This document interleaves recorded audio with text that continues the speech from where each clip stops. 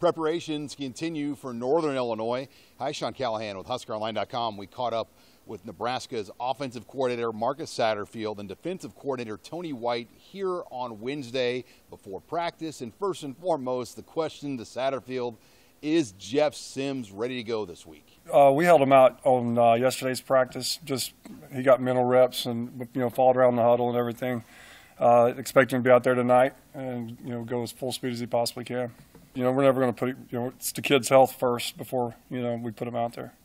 With that said, it's going to be a week where Satterfield has to get all the other quarterbacks ready to go. It's an opportunity. We try to iron sharpen iron mentality all the time. Through competition. So they're preparing like they're going to be the starters, both of them, and they've had a good week so far. Heinrich Harburg was able to get some opportunities the other day in that game, and you get the sense he would be the guy if Sims would not be available here on Saturday. He's very much a football guy. I don't know if he comes across like that all the time, but he's a very smart kid, works at it, diligent in his work. He's grinded since the spring of just improving his craft at that position, and it was good that, it was bad that Jeff got a little banged up, but it was good that he got to get out there and get some reps. I think that'll help him. And with questions surrounding Chubba Purdy, Luke Longville, recently added quarterback from Iowa Western in the summer. He's another guy that might see more reps in practice this week. Yeah, Luke. Luke's one of our room favorites. We've adopted him, being a new kid this year, but he's done an excellent job, just from a development standpoint, from when he got here to where he is now. Like when he first got here, I would say we'd have to go find somebody else to go in the game, but I think that he's developed himself into more than an adequate option if we needed him to go into the game and finish a game off for us. Huskers lead the country in turnovers through 2 games. Was this an issue Satterfield saw in fall camp? No, it was. It's really just popped up in the last 2 weeks to where it's been to this magnitude, and just kind of really came to a head last week. But again, it's easy to say Jeff, it was all Jeff's fault. Like there's all kinds of factors in those, why he wasn't able to catch all those balls from under center with the motions and the snap timing and the, having to go on the silent count and get the motion back there. So, we've really worked at it. I hate to be reactionary. That sucks when you have to come in and be reactionary, but, I think that we're off to a good start of making sure we remedy that. We didn't see Anthony Grant play at running back in that game either. Will we see Grant go here this week? 100%. And, he had a great day Sunday, great day yesterday. So, he's going to keep working his way back into the alignment, working his way back into the lineup. He's very, very physical and gives us a lot of options back there. I'm pleased with the entire room. They've done a nice job. They've been productive. Gabe's been productive. Ramirez's been productive. So they're off to a good start.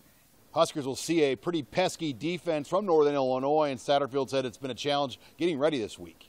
They have 8 returning starters. They're an older team, so they're a bunch of grown men that we're going to be playing Saturday. They've been in some fires. They've played in some big stadiums, so it's not going to be anything big for them. I think that they're very disruptive. They do a lot of different movements and in-line games that really cause some frustration to offensive line. So we got to be prepared to block movement and block a physical front line.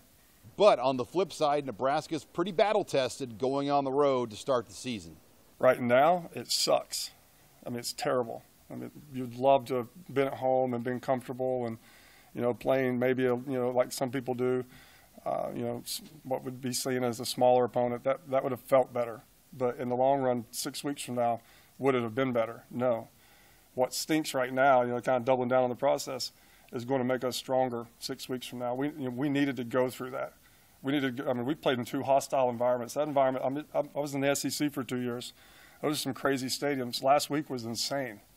And, the crowd noise and everything that we've had to go through the first 2 weeks offensively to force the issue of communication, really ramping up the communication, new ways to communicate, I think is going to pay dividends for us, 6, 7 weeks from now. So what sucks right now, is going to be a blessing in the end. And for Satterfield, he's excited to finally get his first taste of a Nebraska home game, but he's definitely already got a taste of Husker fans on the road. I've never been in in a program where you're on the road, and there's that many of your fans there. Like it was kind of neat. It felt like a state championship game, kind of like there's so much red in the stands. It's the coolest thing. And like Coach Rule came in my office this morning, And you know, it's been a grind the last 3 days, and it's not been a lot of fun for anybody. You know, trying to work through all this stuff. And he opens the door and he's like, "Sat, what's up? Good morning." He goes, "Woke up this morning. We're freaking coaching football at Memorial Stadium this weekend. How cool is that?" You know, and it is cool. And it's. I hope I never take it for granted. Just walking, you know, through the halls and seeing the pictures, you can just feel the history, the tradition, and we got to honor that. And you know, I'm going to go walk through there and just start, you know, saying some prayers to the Nebraska Memorial Stadium football gods, just win the turnover margin. So it's a blessing to be here, and we love it. A lot of positive energy. Meanwhile, with this defense, with what we've seen, Huskers currently lead the country in sacks. Yeah, that was a good job of everybody on the D staff, Rob and T Knight, coming up with some things that they thought would be effective, and then to go along with the coverage in the back end, you know, trying to mirror it up. We knew we were going to have to mix it up a lot, you know, with what they do on offense, and that was just a good plan by the guys. And then great execution by the young men on the grass. They're going to get a challenge, though, here from Northern Illinois, as the Huskies are not afraid to go inside the tackles. Oh, man, they're physical. I mean, this is a school that I got a chance to compete against a couple times at one of my old place, San Diego State, and they are always physical, no matter what. They are a physical group that plays up. They went to Boston College, and I thought they physically got after them. So they're going to come in here, and I would think they would do the same. Especially, it didn't help that, you know, they didn't have the showing they wanted last week, but that's just more fuel for them to get up and correct and come in here and play with their hair on fire. So they're going to be a physical bunch. They present a lot of different personnel groupings, a lot of different formations, so it'll be a challenge. They'll be led on offense from a seventh-year senior at quarterback, Rocky Lombardi. Experience. I mean, you see again, like, you can't. They're almost like what we do on defense. You can't do all those things and not have that dude back there under center. You know what I mean? When you're in 14 personnel, you're in 13J, you're in 12J, then you go to 11, then you go to 21. I mean, with all the shifts, trades, motion formations, you can't do that if the guy under center doesn't know what he's doing and what he's looking at. So he's a mature guy, experienced guy. He knows what he wants to do. And so it's a challenge. One player we've seen come on seemingly out of nowhere for this defense has been linebacker Mekhi Bayer. No, he did some really good things in the spring. You can see his versatility. You know, you can see it early that he can play all three spots. You know, he was just a guy who kind of did everything right. You know, and to his credit, he just keeps getting better. He just keeps growing. You know, and that's the process kicking in. You know, he is leaned up, he is stronger, he's more explosive than he's ever been. You know, and then he comes in here and then just, like I said, slowly just making plays here and there where you're like, okay, let's see, and then when he got up the credit on the special teams, when you watched him on special teams against Minnesota and the things he was putting on the grass, and you're like, hey, Coach Rule was like, hey, this guy needs to play. And sure enough, throw him in there, and the guy balls out. So that's totally him. That's him believing in the process and then putting some activity behind it, you know, doing the extra. He's always up here meeting extra. You know, he meets special teams extra.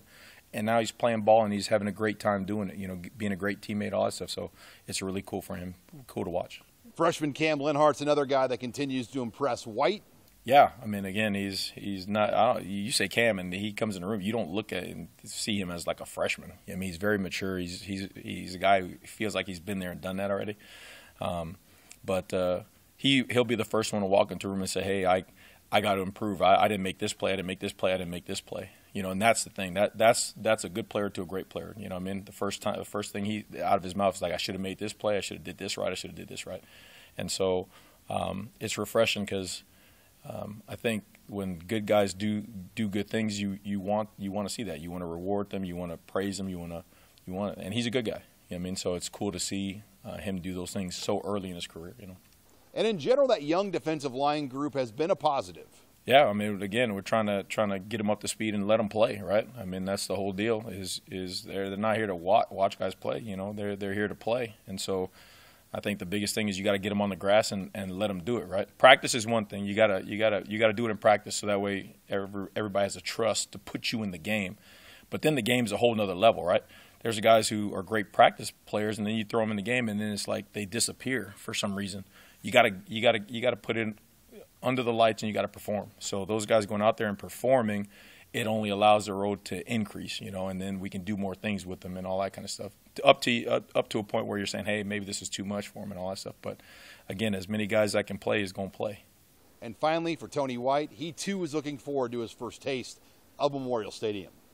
That means a lot. Like Coach Rule said it this morning when he came into the staff. Like, this is going to be my first game in one of the most historic venues in college football. Like you got to slow down and think about it for a second, because we got a game. But dude, it doesn't get any cooler than that. You know what I mean? It does not get any cooler to represent the end, running out there in the tunnel. And I'm looking forward to the tunnel walk and going out there and seeing 90+ thousand out there. You know what I mean? It's going to be a surreal moment for me, and I know the guys are raring to go. So if you can't get up for this game, then you don't need to be here. With the Huskers here in Lincoln, I'm Sean Callahan of HuskerOnline.com.